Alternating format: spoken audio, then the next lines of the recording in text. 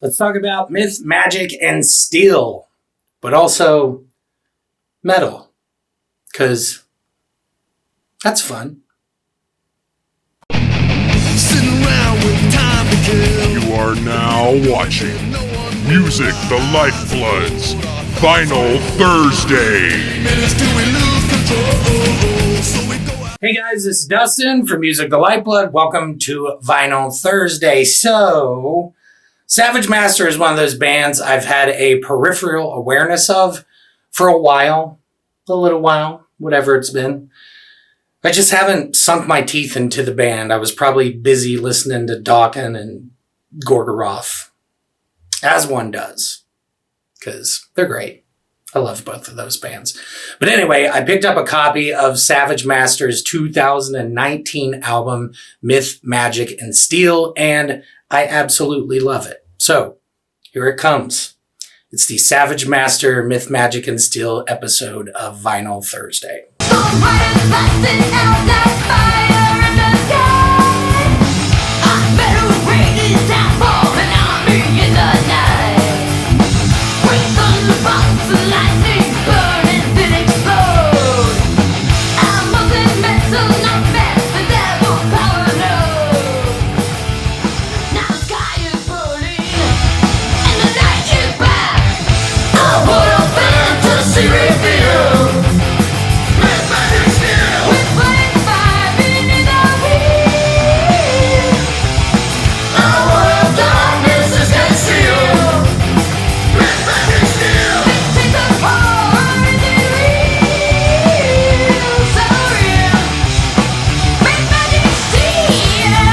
The band has been around since 2013, so there's a fair bit of back catalog to check out, which all worth digging into, absolutely.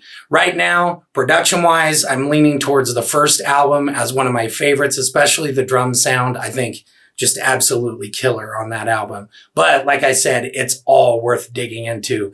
And Myth, Magic, and Steel, yeah, production-wise, the band just kills it, especially from a guitar standpoint. Some of the solos, they just cut right through the mix. Has that sort of Adrian Smith quality, you know, early Iron Maiden with Adrian Smith, because he's not on the first album, obviously, but has that sort of Killers vibe when it comes to the guitar solos. A distant spirit calling far beyond the grave. Can I find a way back in time? Your memory, it haunts me till the beast finds a grave. Till the devil has a day cast in fire. Oh, cast in fire.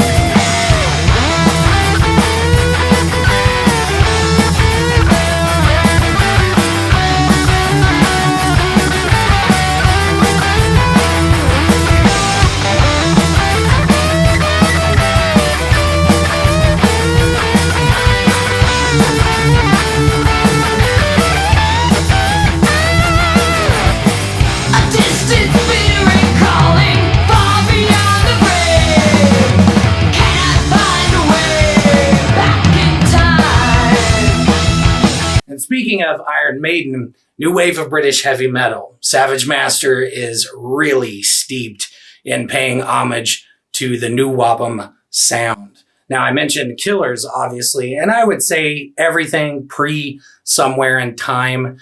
It's a great line to be drawn between the two bands. Now, on top of that, there's a lot of speed metal influence in the Savage Master catalog. A little less so on Myth, Magic, and Steel, but it's definitely present from time to time throughout the album. But you could put Savage Master on a bill with Iron Maiden, Saxon, Angel Witch, all of those bands in 1980, whatever, and the entire show would make just a shit ton of sense. it's just a good fit in that regard. So are they a new Wabam band? No, they're not. They're not from overseas, obviously, but I think they're almost a new Wabam band by proxy in a way. They're an honorary new Wabam band. How about that?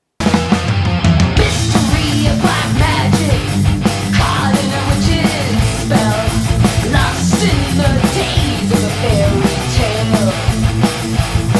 Each page of words so tragic, and the stories that they tell ripple into waves of a wishing well. Hold on tight, she's a fire in the night. Fire in the night, got the whole world in her sight. She's taking you up high into the sky. High into the sky. She's a fire in the night. She's a fire in the night.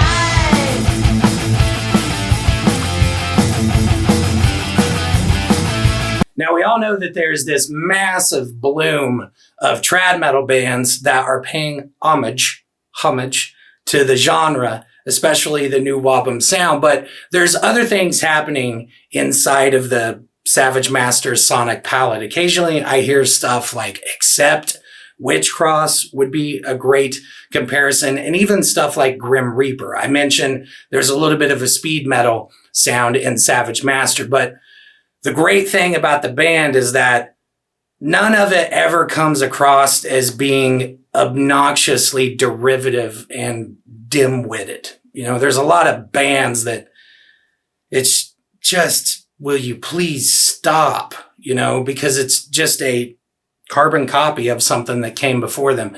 Savage Master, yeah, it's metal, it's trad metal for sure. But like I said, it's never derivative in the sense that you just, what? Ugh, I don't want to listen to it. Never leaves a bad taste in your mouth. Eyes flicker, gold desire, green mist and a crown of fire. Hot smoke, the demon glow, black magic burning on. High priestess, high priestess,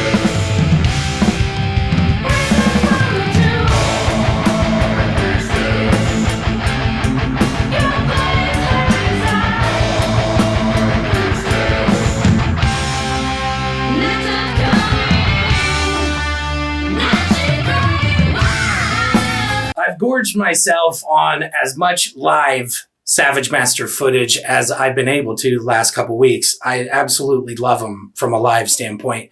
And in their career arc, their catalog, I just think it's criminally tragic that we haven't had a live offering as far as maybe a home video. You know, they could do a throwback thing, put it on VHS. You know, it'd be, I mean, the band would be perfect. It would lend itself perfectly to that kind of thing. But there is definitely a visual component to the band. And I would encourage you guys to go do a little bit of digging as far as finding some live footage of the band, because it's that sort of total package kind of thing. We see it with bands like Alice Cooper. It's great songwriting and it's amazing just on its own from a musical standpoint. But when you add in the visual, just takes it to another level. You know, I'm a big advocate of chubby guys, you know, letting it all hang out, because I'm a chubby guy myself. So, you know, the bare chested sort of chubby guitar player thing that the band has going on, which I just think it's awesome. And then on top of that too, Stacy's vamp thing that she's got going on, the cloak, the hood, the red, all the metal hardware, that sort of thing. If you're not ingesting Savage Master with the visual component as well, you're missing out on a ton of the fun.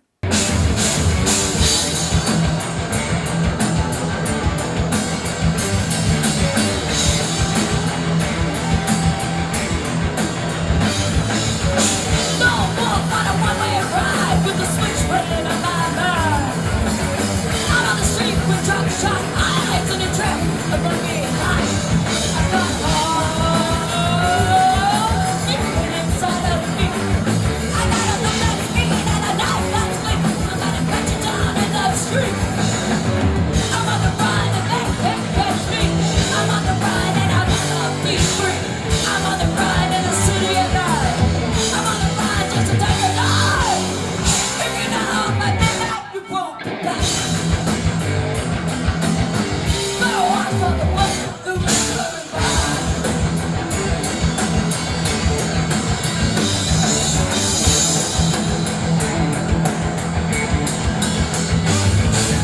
Standout tracks, the album's closer, Warrior vs. Dragon. This is a 8-minute deluge into winding dynamics that culminate in this amazing double bass section. And then we go out on this reflective, sort of brooding acoustic passage that, fingers crossed, I'm hoping the band will pick up from at the beginning of the next album.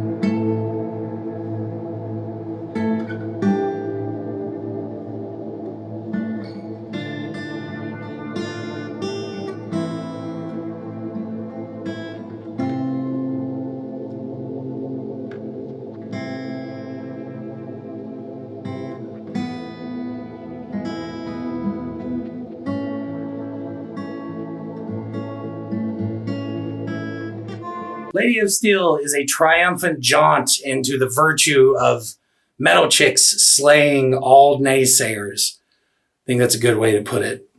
It's just fun. This whole song is just a lot of fun. Plus, awesome guest appearances by Deborah from Lady Beast and Sandy from Sacred Few take it to a whole nother level.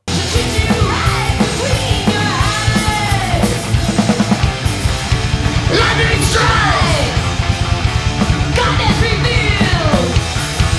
You take the vengeance, now on your kneel! She is the Lady of Steel!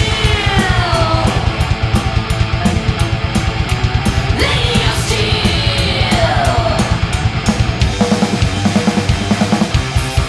The Lady of High Honor, you put no shades upon her. She won't give up without a fight. Fearless bareback rider, she's a break outsider, wicked angel of the night. Lightning strike, goddess revealed. You take the vengeance, now on your kneel. She is the Lady of Steel. Lady of Steel.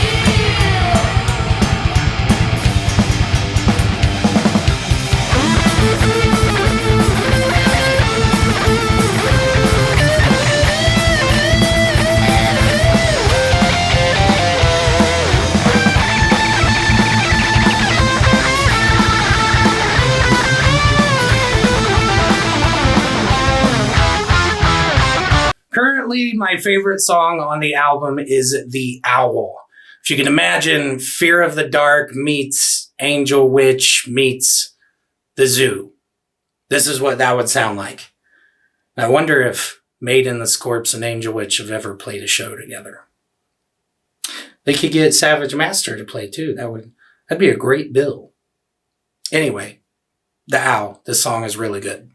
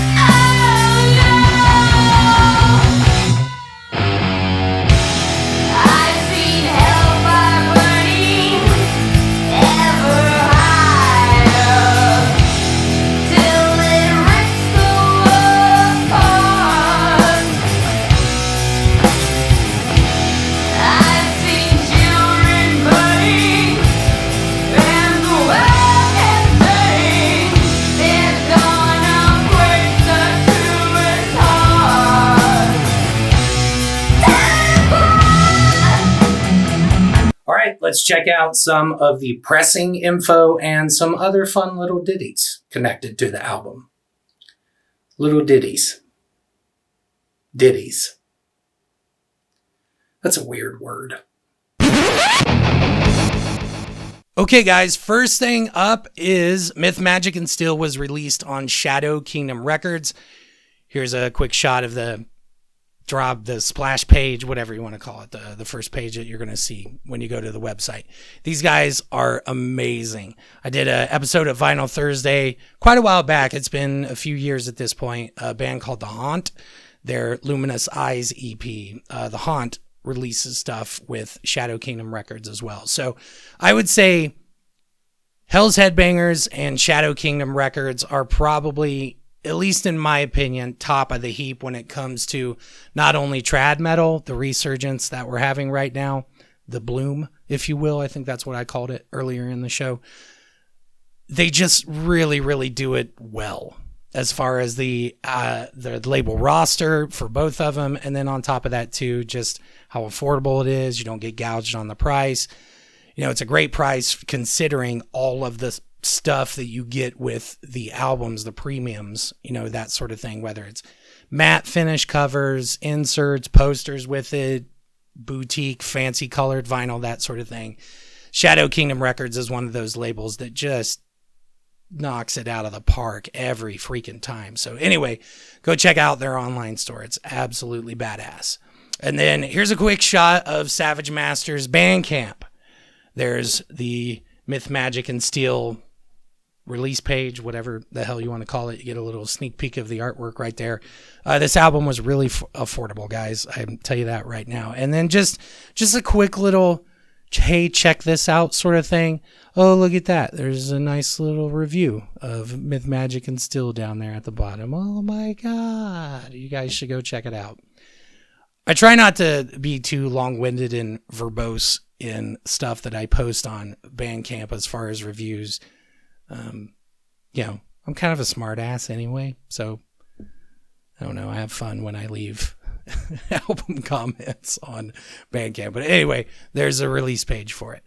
Okay, so there's been a couple different adverts for the album. This is one of them. I think I've seen this one more.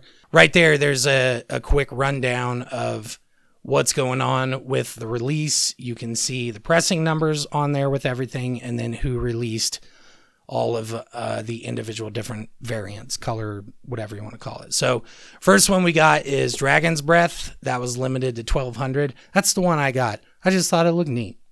I don't always go for the most rare of the variants. I just go with what I think is totally amazing looking. And then we got the Crystal Blazer. That's limited to 1,000. And then there was Black, going old school. That's 500. And then they did kind of a Sky Carolina. What is it? North Carolina? The team that Michael Jordan played for. They wore that kind of light blue color. I think it's one of the Carolinas. But anyway, Electric Blue limited to 200. That's going to be from High Roller Records. That's an exclusive to them. And then there's a gold version limited to 100. That's on No Remorse Records. So those are the two rare ones right there. That gold one, I didn't think to hop onto Discogs to see if it was commanding a higher price yet. Generally, you have to wait a little while, at least 6 months before you start seeing the price climb pretty quickly. But anyway, there's a rundown of all the different variants, and there's Totally Sweet shirt. They did a cassette run of it, and then obviously CDs too. So this is from the Bandcamp. I went on there the other day just to check to see if it was still available, and it looked like all three options as far as what they were selling through the Bandcamp. Black, Crystal Blazer, and then the Dragon's Breath. And right there you see it, $20. 20 freaking bucks for this amazing package, this album. That's one of the things I love about Bandcamp. You get the streaming, obviously, and then you get a download with it, and then you get the actual physical copy. I just love Bandcamp. I think it's incredible. So as of recording this episode, so I don't know if it's still going to be that way when it gets released, but it looks like as of me doing this episode, it looks like there's still some available. So heads up if you want to go get a hold of a copy. And then here's that other advert I was mentioning. That's kind of reads like a hype sticker in a way. What's that say down there? Formed in 2013, Savage Master play occult heavy metal, hailing from North America. This is their third full-length album for fans of Sirith Ungol, Doro, Acid, Bitch, and Witchfinder General. So there you go. I don't know if that's how you pronounce Sirith Ungol, though. Could be wrong about that. Sometimes metal bands have a bad habit of picking names that you don't know how the fuck to say it. Black metal. I made a joke. I seriously doubt any of you laughed about it, though. Okay, so here's the Shadow Kingdom records. Here's a shot right there, the release page for it.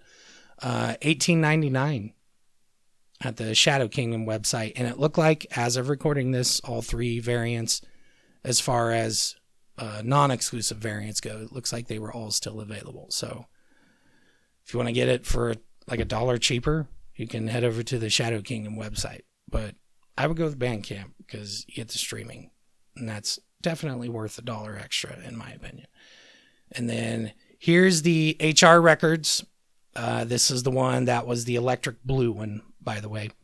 Yeah, right there it is. It looks like it's still available. Hopefully. Who knows, though.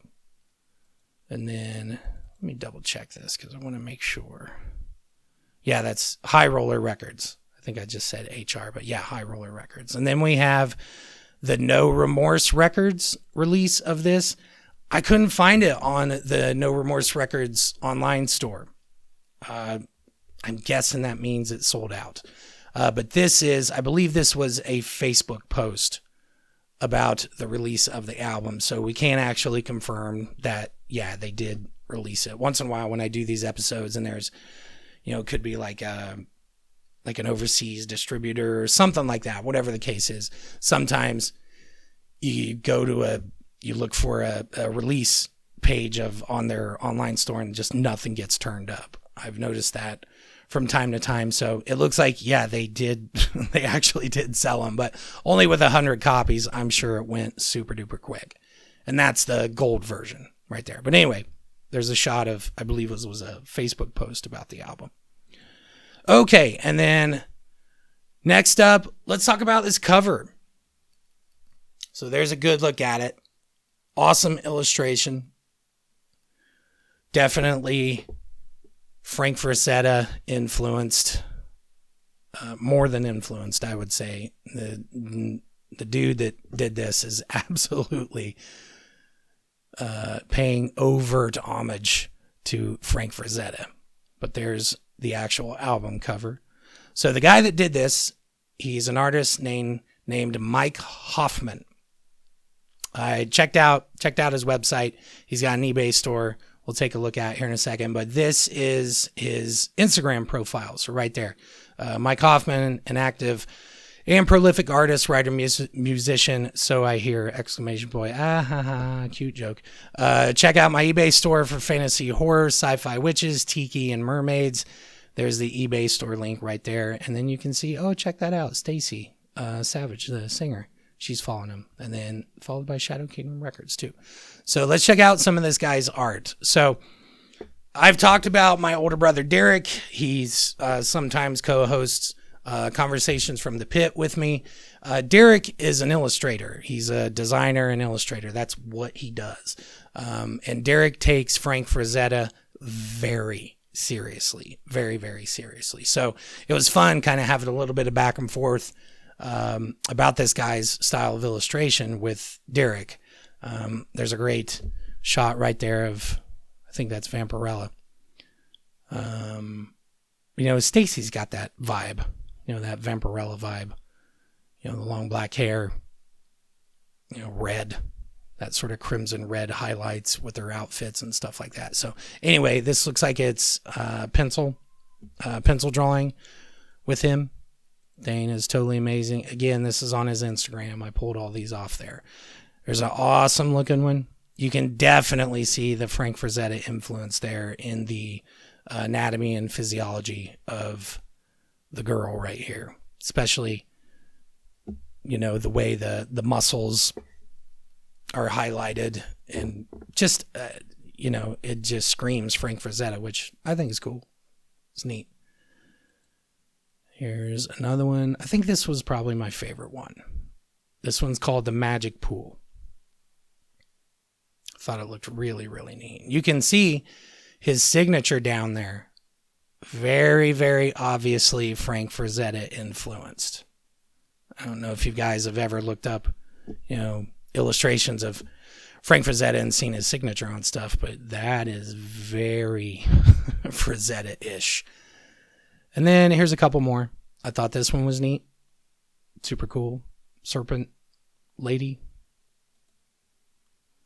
And then everybody knows I love Masters of the Universe. So bam, there you go. There's an awesome Skeletor and He-Man going at it. You can see Beastman back there. Can't tell who's down here in the front. I think that's just supposed to be some random people.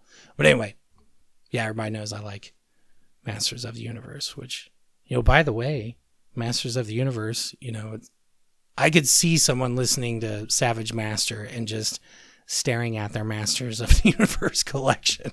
So they kind of go, it's like peanut butter and jelly. And then I mentioned this dude has an eBay store. So here's the main page of his eBay store. He's got a lot of stuff and he's affordable too. He doesn't, it's not to the point where it's like, good God, how could I couldn't even pay for a print of his stuff. His prints are very, very affordable. Now, if you go for the actual originals, obviously they're going to go up in price, that sort of thing. But if you're into prints, he's, like I said, he's extremely affordable. And then what do you know?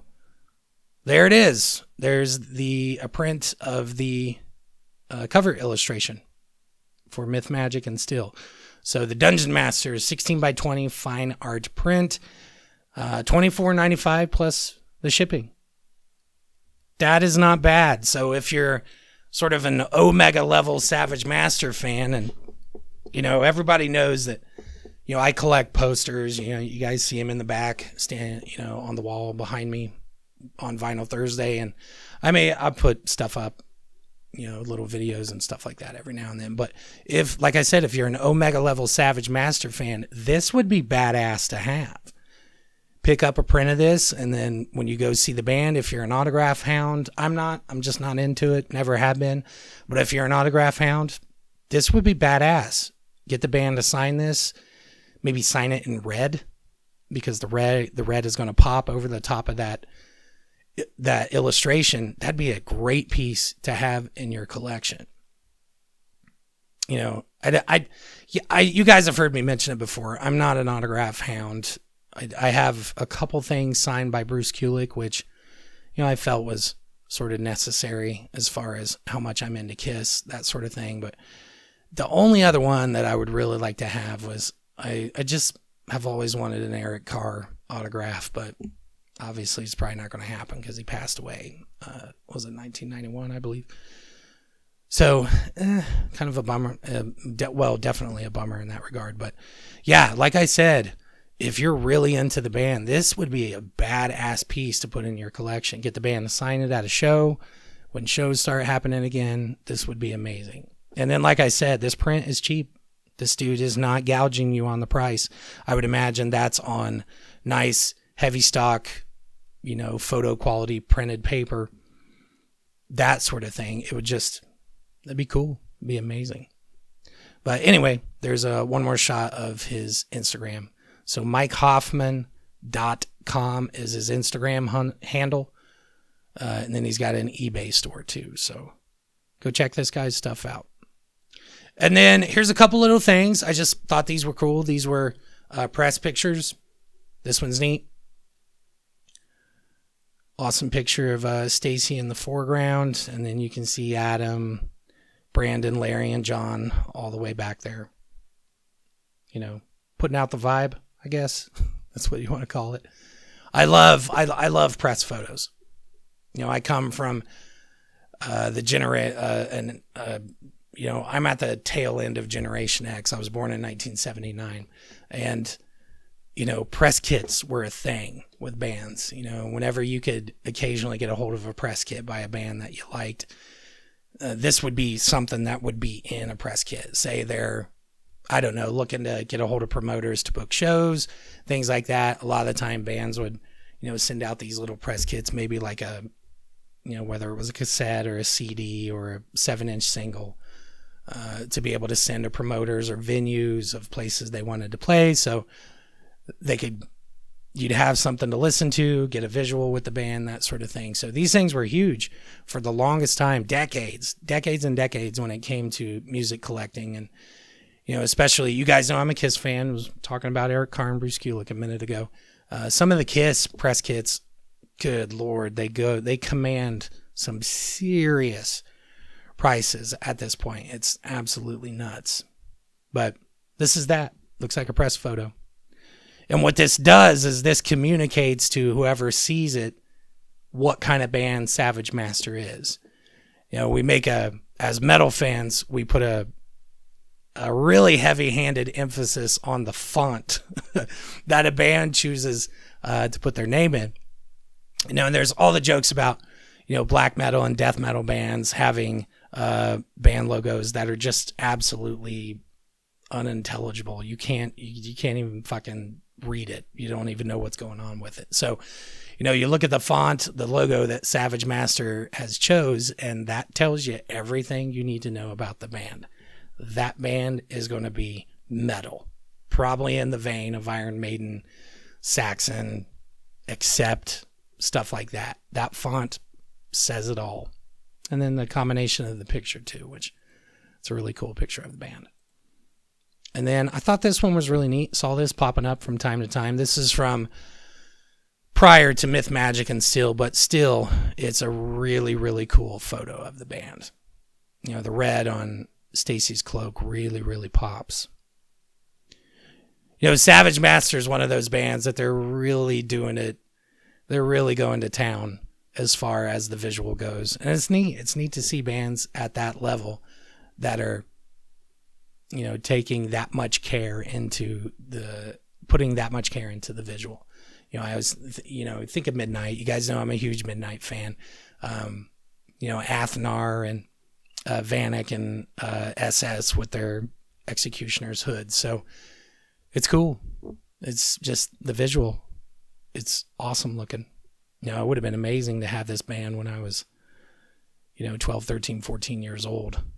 This would have been incredible. But can still enjoy it at 40. Or no, I'm 41 now. Getting old. And then this last one, I just thought this was cool. This looks like a tour poster or an advert for social media, maybe. Be really cool to have a printed version of that. I'd like to have one for my collection. That'd be super awesome. Nice big, like 24 by 36 poster would be totally amazing. And another thing there too, this would be something cool to have the band sign. You know, maybe have them sign it in white, maybe. You know, the combination of white, black, and red, especially in the, you know, sort of in the world of metal, always really, really has a pop to it. But yeah, super cool.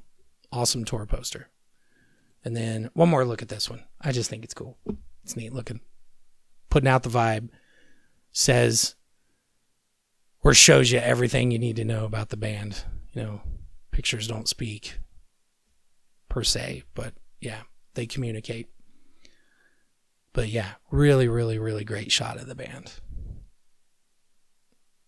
And look at some of the hardware on them. We got some chains, login chains. We got awesome leather vests. We got some pyramid harness action going on. Just super freaking cool. But yeah. And then one last shot of the cover of the album, just so you guys can take it in one last time. Man, that thing is fucking awesome. All right. Let's take a look at my copy. Here it is. So, just so you guys know, the mailer that this thing came in, it was great, nice, sturdy, rigid. There were layers of it to be able to protect the LP in transit.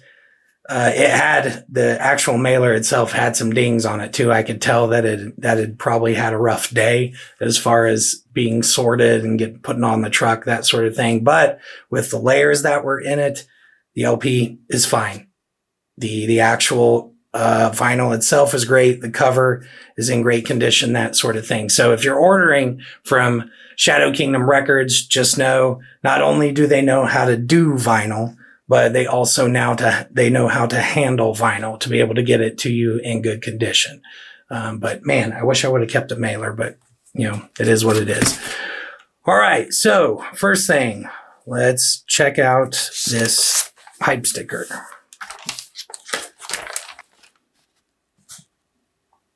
Awesome.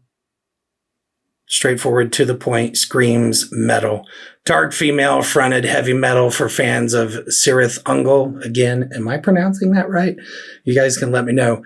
Doro, Acid, Bitch, and Witchfinder General. So same sort of thing as that advert that we saw earlier. And I think I had mentioned that it reads like a hype sticker. So there you go. Now, I had somebody ask me a while back, because you guys have seen me do a lot of Vinyl Thursdays where I actually cut the hype sticker off of the shrink that it's in. I had someone ask me if it's stuck onto the sleeve, not the shrink, the outer sleeve, the dust sleeve, and not the shrink that it was shrink wrapped in. Do you still cut it off of this dust sleeve? And usually, no, I don't. But if this thing isn't in good condition, because I do want to preserve this hype sticker, if I feel like it's going to get a lot of mileage coming off my shelf, back into my shelf, as far as me pulling it out to be able to listen to it, then I might cut this off. But you know, I really, really meticulously take care of my vinyl. So I'll probably leave this on if it gets to a point where, you know, I'm putting a lot of revolutions on the actual LP itself. I might cut it off. So maybe, maybe not. Depends on what's going on with the actual release. So, but good question. Anyway, I think it was a social media question. That's where it came from. All right. So matte finish. Now I've talked about these matte finishes before, I like them because when it comes to a glossy finish, you can so easily put a scuff on a glossy finish and you can get little scratch lines, that sort of stuff, that I feel like these matte finish sleeves, one, they hold up longer. Two, they don't scuff as easily, so it stays in better condition longer. Now, I haven't seen if there's any kind of correlation between glossy sleeves being more prone to ring wear or matte sleeves being more prone to ring wear. I don't think either or is going to make it more inclined to show ring wear. I think it's all about how you store it. Don't store them flat and don't put other shit on top of them. Then you probably won't get ring wear. But yeah, I've talked about it a bunch. I love matte sleeves. They look cool as hell. Reminds me of, it's almost like reading an old school comic books when they were still doing newsprint. And they didn't have glossy pages in them. This is kind of like that, where it's sort of a throwback in that regard. But let's pull this LP out for a second. But there's another good look at the cover. This illustration is badass. I love it. Creepy reptiles and bats and monsters getting whipped by the dungeon master. That's amazing. It's totally incredible. All right, and then there's the back cover.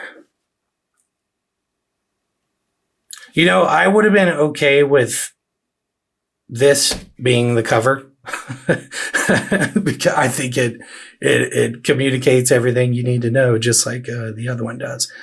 But what I really did like about this was this. You ever watched a Tarantino movie?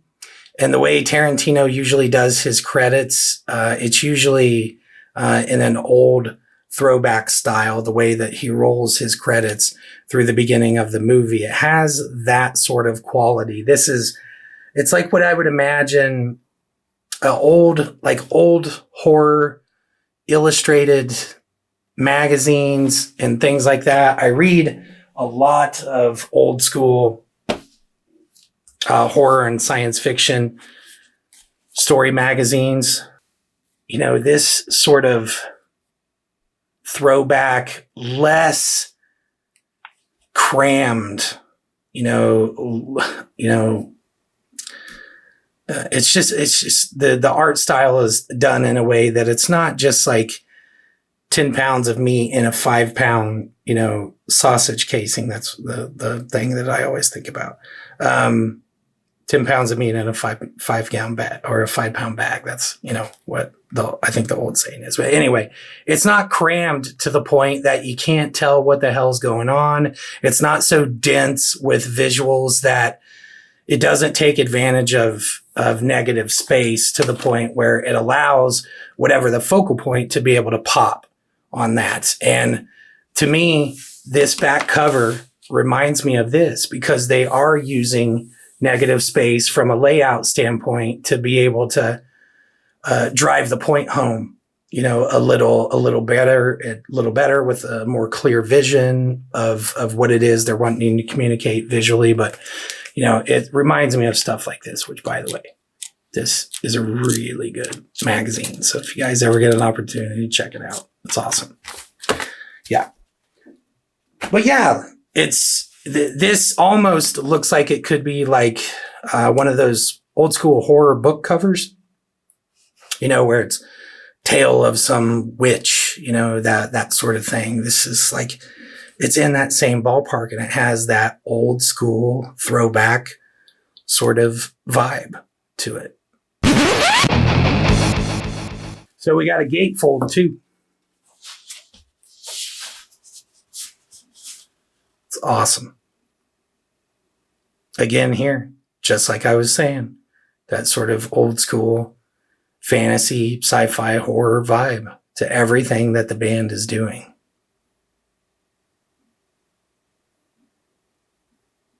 These pictures, this picture of the band, it's just cool.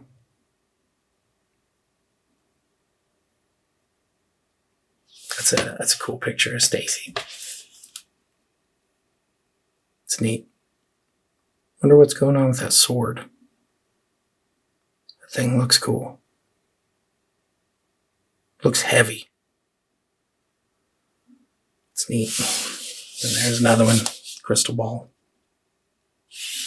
But the band has got such a good handle on the visual. It's awesome. Reminds me of, gives me that same sort of feeling when I started listening to Ghost when they released that first album. It was before anything else had came out. Their first album, Opus Eponymous. And it gives me that same sort of vibe where you instantly go, holy shit, I want to know more about this band. Same sort of thing. It's amazing. Imagine, going to a record store in, early mid 80s, whatever, and you see that first Bathory album, the goat on the cover of that album. You immediately go, what is that? I'm absolutely positive that I want more of whatever that band is doing. Savage Master strikes that same sort of chord with me. And then we got an insert. Get this thing out. So I've taken it out and I've looked at everything already. Like I said, I was super eager to see what was going on with it. So cool choice here too. They went with a glossy finish on the insert. A nice little juxtaposition between the matte finish on the cover, the gatefold, back cover. Just super, super cool looking.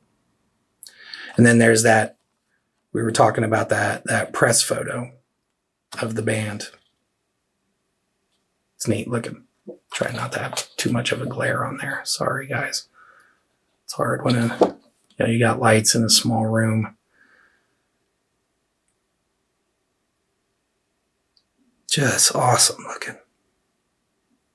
Credits, thank yous, all that other stuff. And then here's lyric sheet. It's cool. We got songwriting credits too. It looks like we got little, it's not just one or two people writing everything. Now, obviously, Adam's doing a lot of the songwriting work, and I had came across an interview with him. It was with Stacy, I believe, and Adam strikes me as probably a very, very prolific songwriter. And then Stacy too, looks like Stacy's contributing quite a bit as far as lyrics go. I think Stacy's last name is Peak, I believe. Yeah, right there. Yep, Peak, P-E-A-K. So it's cool. It's always neat. It's a cool feeling when you got not all of the creative stuff is emanating from one single person in a band. I'm a big Soundgarden fan, and one of the things I always really liked about Soundgarden was seeing who wrote what. Because I tended to think Shepard, the bass player. Oh, crap, I'm blanking on his first name. Ben Shepard, the bass player of Soundgarden. His songs were just weird compared to Chris Cornell's songs. Just this odd sort of experimentation factor with that band whenever Ben was bringing something to the table. So it's neat to see. It's always neat to see the differences, or you can start to figure out the differences between songwriters in a band. Who does what, who kind of writes in this style. Iron Maiden's a really good example of that. You can always spot an Adrian Smith riff from miles away. I remember the first time I heard 2 Minutes to Midnight. I think that's a Bruce and an Adrian co-write. And Adrian's riffs, good Lord. The dude is a titan. Yeah, good stuff. Man, I love this band. I'm really, really getting into them. They're fun, too. The band is just so much fun. It's neat. It's like listening to Dio. Whenever I listen to Dio, it puts a smile on your face. Savage Master does that same sort of thing to me, that Dio effect. It's awesome. But all right, let's check out the actual LP.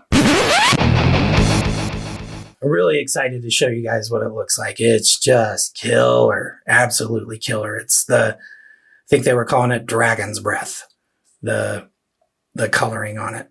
But before you pull it out, obviously black inner sleeve, matte black inner sleeve at that. I always like it. Shadow Kingdom Records is really good at it. Hell's Headbangers is too.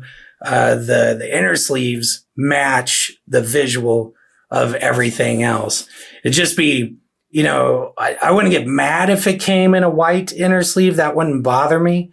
But I think black is obviously metal when it comes, you know, to the Savage Master sort of visual thing. So black just seems like the right choice when it comes to the inner sleeve. So nice, heavy matte black.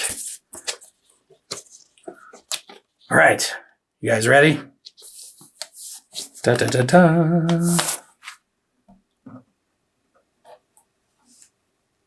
Look at that thing. That is absolutely badass.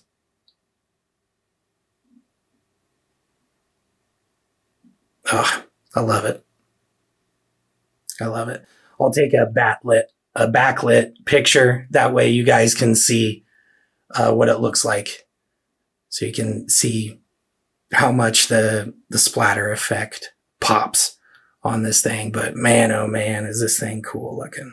I don't think I have anything like this in the entirety of my collection. The closest thing I can think of is my copy of Ghost's Opus Eponymous. It's half white, half this weird sort of cream and translucent blue, which is a really neat pressing, but it doesn't have, I don't think it has a splatter effect on it. I haven't pulled that thing out in a little while, but just super cool looking. And then that label too, you guys know that I go bonkers for awesome labels. I don't like just stock basic labels. It's a frustrating thing about the latter half, or it's not even the latter half anymore. It's still in the first half of the band's career. But the Kiss's catalog on vinyl through the 80s, they didn't have custom labels. They just had, a lot of it was just kind of basic labels that the actual record label would use that would get stuck on it. And there just wasn't a lot of, you know, just didn't always match what was going on with the art of the album. It was always a bummer to me. But this thing's cool. It's neat that they went with the same red color and then what's on the inner sleeve logo too. It's cool.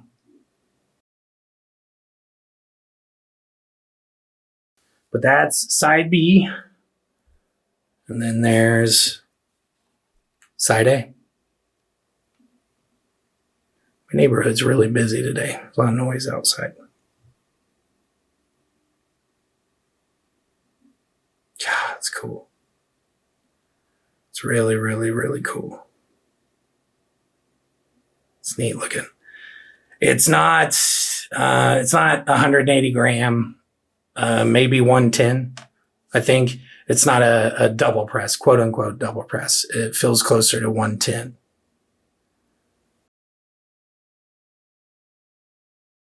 But man, oh man, just the craftsmanship on this. No warping, obviously. You guys can see it. It's hard to get that with the camera. There you go. Yeah, no warping on it. Plays great. Plays absolutely amazing. It's neat too.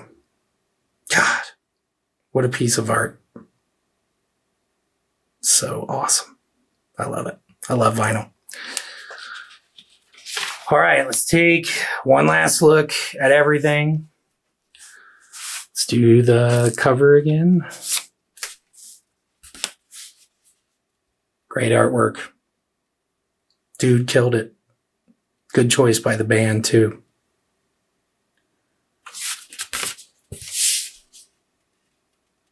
There's that back cover again.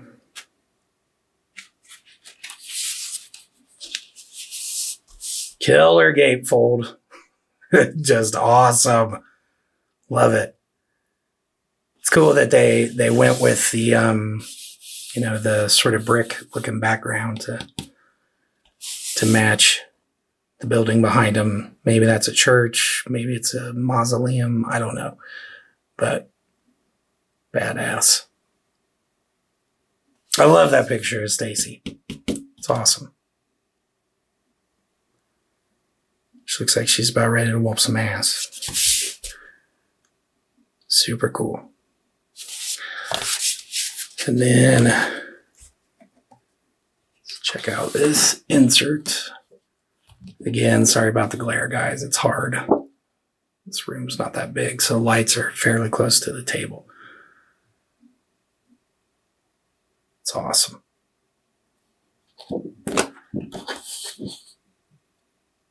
It's great, sort of stylized, visually enhanced picture. It's cool. God, I love the owl.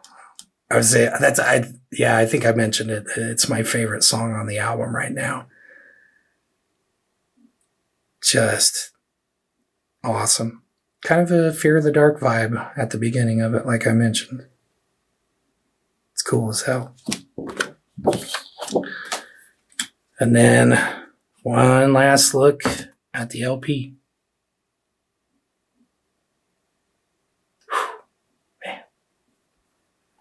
So awesome that I can still get excited about this stuff. I feel like a kid when I get to open these up and show you guys. It's just so damn exciting. Total package. This band is the absolute definition of total package. They got songs about warriors and dragons and wizards and makes you want to eat like big pieces of meat and go swing a sword around in the yard. It's awesome. Yeah, man. You guys got to check this album out. It's amazing. It's incredible. Like I said, total package. Absolute total package when it comes to Savage Master. All right. Myth, Magic, and Steel. All right, guys, that's it for this week's edition of Vinyl Thursday. Have you checked out Savage Master? What do you think of Myth, Magic, and Steel? There's a comment section below this video. You can just go to town on it. It's going to be great. All right, don't forget to check out the other Music the Lifeblood stuff. Social media. I like the Instagram. There's a lot of traffic on the Facebook, but I really enjoy the Instagram because there's way less arguing on Instagram, and that's great. It's the best. And then there's also Music the Lifeblood's Conversations from the Pit, the other video show that I host, sometimes with John Carter, sometimes with Music the Lifeblood's own roving reporter, my older brother Derek. And then obviously there's back episodes of the Music the Lifeblood podcast. Okay, that's it. Music the Lifeblood, something old, something new. Savage Master. It's great.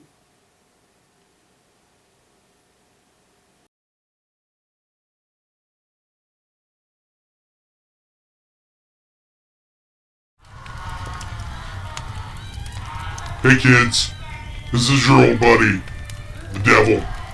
I just wanted to call a timeout from burning all these souls into eternal damnation. And let you guys know that if you don't want to go to hell, you should probably join the MTLB-ULTRA-MEGA-Militia.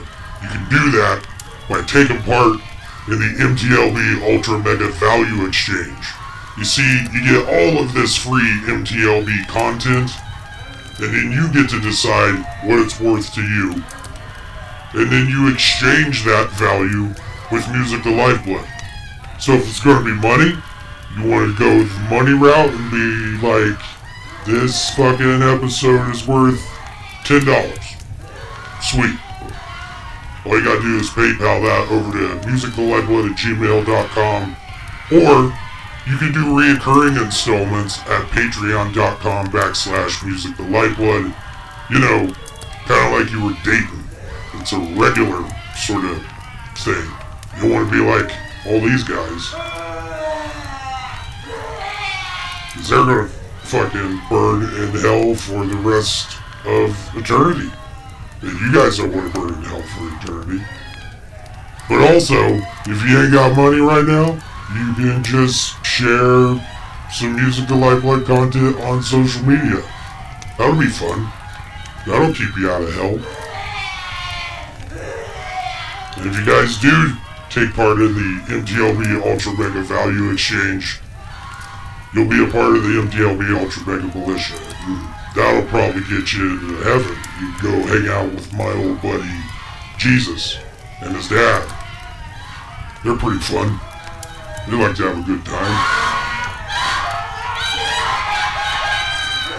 They probably listen to Cannibal Corpse and Skeleton Witch, have big old parties.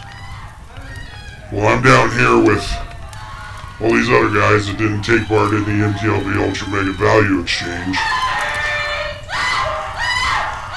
poking them with pitchforks and burning their toes and throwing hot lava on their faces, I guess. Anyway, stay out of hell. Take part in the MTLB Ultra Mega Value Exchange so you can be part of the MTLB Ultra Mega Militia. Alright. Hopefully I won't be seeing you guys later.